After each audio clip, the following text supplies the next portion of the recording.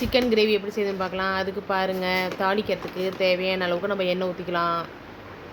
எண்ணெய் காஞ்சோடனே நம்ம 4 பெரிய வெங்காயம் அரிஞ்சு வச்சுருக்கேன், அதையும் சேர்த்துடலாம்.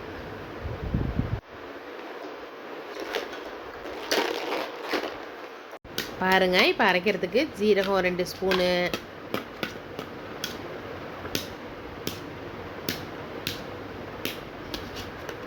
அப்புறம் மிளகு பாருங்கள் 2 ஸ்பூன் சேர்த்துக்கலாம்.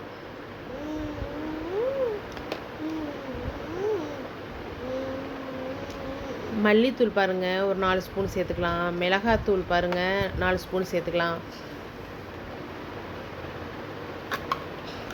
தக்காளி பழம் பாருங்கள் ஒரு 4 தக்காளி சேர்த்துடலாம்.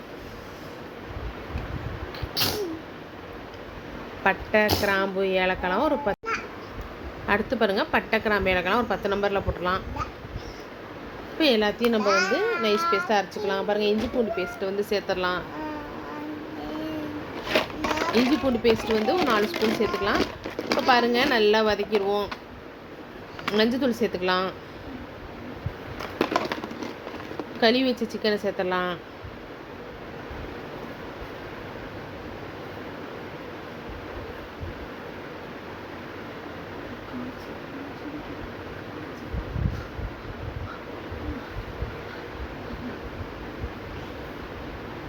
அப்புறம் தேவையான உப்பு சேர்த்துக்கலாம். அப்போ தான் அடி உட்காராது.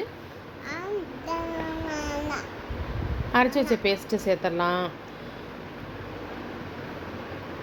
அப்புறம் சும்மா ஒரே ஒரு சொம்பு, சின்ன சொம்பில் ஒரு 200-250 ml தண்ணி ஊற்றிக்கலாம். கொத்தமல்லி தழை சேர்த்துக்கலாம்.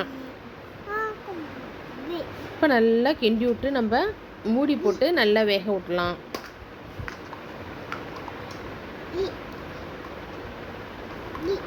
இடையில நம்ம கிண்டி விடணும். பாருங்கள், நல்ல டேஸ்ட்டான சிக்கன் கிரேவி. பிடிச்சிருந்தா லைக் பண்ணுங்கள், ஷேர் பண்ணுங்கள், கமெண்ட் பண்ணுங்கள், மறக்காமல் சப்ஸ்கிரைப் பண்ணுங்கள்.